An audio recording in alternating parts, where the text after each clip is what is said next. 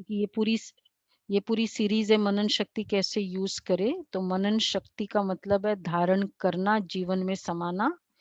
दूसरा, मनन शक्ति का मतलब है ज्ञान को टाइम पर यूज करना। और तीसरा, ज्ञान को सदा का अभ्यास बनाना। और फोर्थ है मनन शक्ति अर्थात डी पार्ट, कि जो काम कर रहे हैं उसी के संकल्प में, सबसे इंपॉर्टेंट है बुद्धि को बिजी रहना, इसको कहते हैं साधारण संकल्प।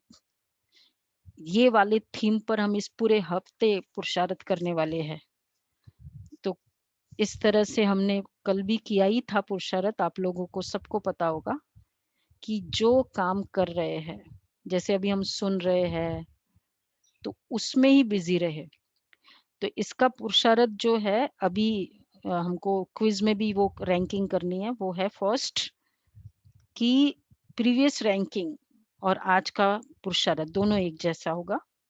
कि अगर हमारा अम्ब्रेला थीम ये डी वाला पार्ट है, तो अगर मेरे सारे कर्म में कल कुछ कर्म में साधारणता रही, कुछ कर्म में दिव्यता रही, इसलिए हमने दिव्यता को क्लियरली किया था। कुछ दिव्य संकल्प, चाहे हम उस समय उस कर्म के संकल्प को फील कर रहे हैं बट दिव्य फॉर्म से, या मैं पवित्र आत्मा हूँ, बाबा मेरे साथ है, इस दिव्यता के संकल्प। तो कोई भी, तो अगर मेरे सम कर्म में है और सम कर्म में नहीं है, तो इसका मतलब बिलो 50%। अब जैसे मैंने कॉन्शियसली एफर्ट किया कि चलो अगर फुल टाइम नहीं भी रहता है, लेकिन मेरे हर कर्म में मैं चल रही हूँ, उस समय इमीडिएटली एक संकल्प आ जाए। तो अगर ईच एंड एवरी कर्म में रहा, दिव्य संकल्प की एडिशन रही, तो 50%। अजय भाई बताओ आगे, इसका है आगे का। और तीसरा है कॉन्शियसनेस ही दिव्यता की रही, तो इसका मतलब 50% प्लस है। तो फर्स्ट में सारे समय ये क्या किया है, नहीं ये तो रॉन्ग है, ये नहीं है।